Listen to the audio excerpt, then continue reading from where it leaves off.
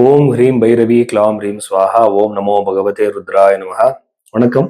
இந்த 2026 மார்ச் ராசி பலத்துக்கு போறதுக்கு முன்னாடி நான் சில விஷயம் சொல்லணும்.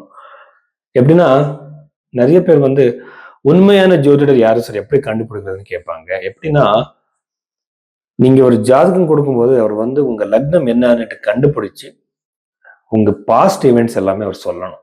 எல்லாமே இல்ல, சில கொஞ்சம் ஒரு உங்க லைஃப்ல நடக்கிற இவெண்ட்ஸ் சொல்லி உங்க லக்னம் என்ன லக்னம் உங்களோடது அது கண்டுபிடிக்கணும் ஃபர்ஸ்ட். எப்படின்னா, நம்ம பர்த் டைம் எப்பவுமே சரியா இருக்காது. ரெண்டாவது நம்ம பாஸ்ட் சொல்றவருக்கு நம்ம ஃபியூச்சர் சொல்ற ஒரு அதிகமான சான்சஸ் இருக்கும்.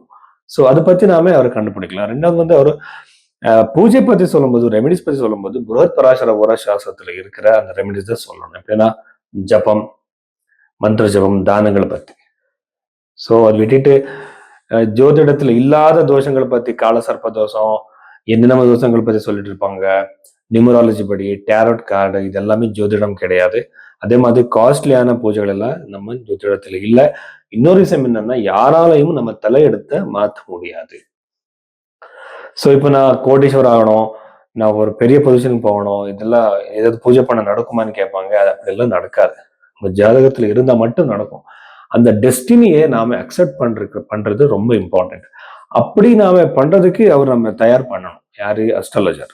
ஸோ இந்த மாதிரி நீங்க உண்மையான ஜோதிடத்தை யார் இருக்காங்களோ அவர் கண்டுபிடிக்கலாம்.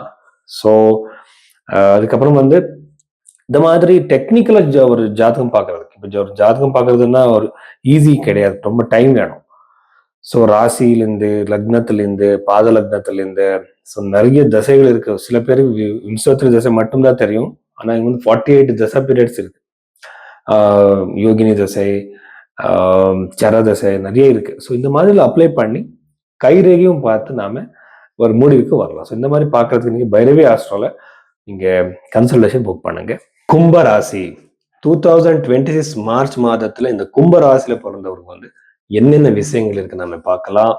கும்ப ராசியை நீங்க பார்த்தா 5 கிரகங்கள் இருக்கு. ஸோ இது சப்தம பாவத்தில் இருக்கிற ஒரு மலெஃபிக் பிளானட், ஒரு அசுபமான கிரகம் கேது கிரகம் இருக்கிறதுனால திருமண வாழ்க்கையில பிரச்சனை, நெகட்டிவ் ஒரு இம்பேக்ட் இருக்கும். ஏதாவது சண்டை வர சான்சஸ், பெரிய சான்சஸ், சின்ன சின்ன விஷயங்களுக்கு ரொம்ப ஜாகிரதையா இருங்க. நீங்க இந்த கம்யூனிகேஷன்ல மாத்துக்கணும். நீங்க கம்யூனிகேஷன் எப்படின்னா, அந்த சண்டை வரலாம், மிஸ் அண்டர்ஸ்டாண்டிங் வரலாம், நீங்க அது பேசி சரி பண்ணிக்கலாம். எல்லாத்துக்கும் முன்னாடி நான் ப்ரிவென்ஷன் இஸ் பெட்டர் தென் கியூர்னு சொல்லுவாங்க. அப்படின்னா, ஒரு ஜாதகம் நீங்க செலக்ஷன் பண்ணிக்கும் போதோ அவர் எப்படிப்பட்ட ஆளை நீங்க பார்க்கணும் ஜாதகத்துல. வெறும் நீங்க அவர் போட்டிருக்கிற ட்ரெஸ், அவர் முகம் வச்சு சொல்லக்கூடாது. அவரோட ஜாதகத்துல இப்போ சில பேருக்கு மென்டல் இஷ்யூஸ் இருக்கும், பர்சனாலிட்டியில பிரச்சனைகள் இருக்கும். அது எல்லாமே நீங்க அனலைஸ் பண்ணிக்கலாம். அதுக்கப்புறம் பொருத்தம் பார்க்கணும். அதுக்கப்புறம் பேசி நீங்க முடிவுக்கு வாங்க. ஆனா அர்ஜென்சி இருக்கக்கூடாது. அப்படிதான். ரெண்டாவது இந்த பிரச்சனை வரும்போது ஒரு மனசுல வச்சுக்கோங்க, ஞாபகம் வச்சுக்கோங்க. அப்படின்னா, யாரும் கூட பர்ஃபெக்ட் கிடையாது. ஏதாவது குறை இருக்கும், அக்செப்ட் பண்ணிக்கோங்க. பர்ஃபெக்டா 100% பியூரா இருக்கணும் என்றதெல்லாம் போய். ஸோ இந்த மாதிரி எல்லாம் நீங்க யோசிச்சு மேட்டர்ல எப்படி இருக்கிற பிரச்சனைகளை நீங்க சரி பண்ணிக்கலாம். பார்ட்னர்ஷிப் பிசினஸ்ல கூட பிரச்சனைகள் வரலாம், கொஞ்சம் ஜாகிரதை இருங்க. ஸோ 5வது வீட்டில் இருக்கிற கிரகங்கள் பார்த்தா, நீங்க ஏதாவது புதுசான கோர்ஸ் பண்ணிட்டு இருந்தா, காம்படிட்டிவ் எக்ஸாம்ஸ்க்கு நீங்க ட்ரை பண்ணிட்டு இருந்தா, கும்ப ராசியில பிறந்தவருக்கு ரொம்ப நல்லது.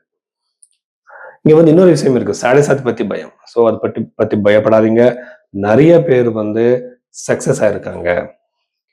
நீங்க ஒரு கேஎன் ராவ் எழுதியிருக்கிற அந்த புத்தகம் அஷ்டம சனி கண்டக்ஷன், ஒரு ரிசர்ச் புத்தகம். இங்க இந்த டைம் பீரியட்ல, இந்த சாடசாத்தி டைம் பீரியட்ல சக்சஸ்ஃபுல் ஆனவர் ஜாதகத்தை அவர் அனலிசிஸ் பண்ணியிருக்காங்க. அதை பத்தி நீங்க தெரிஞ்சுக்கணும்.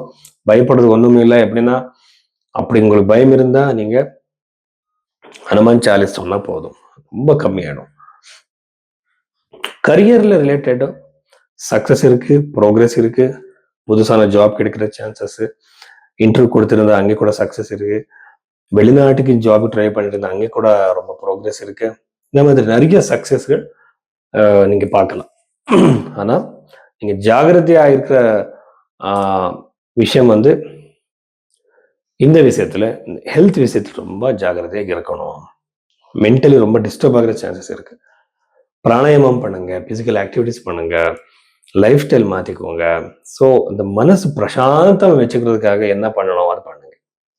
ஸோ இவ்வளவு விஷயங்கள் கும்பராசிக்கு சம்பந்தப்பட்ட விஷயங்கள்.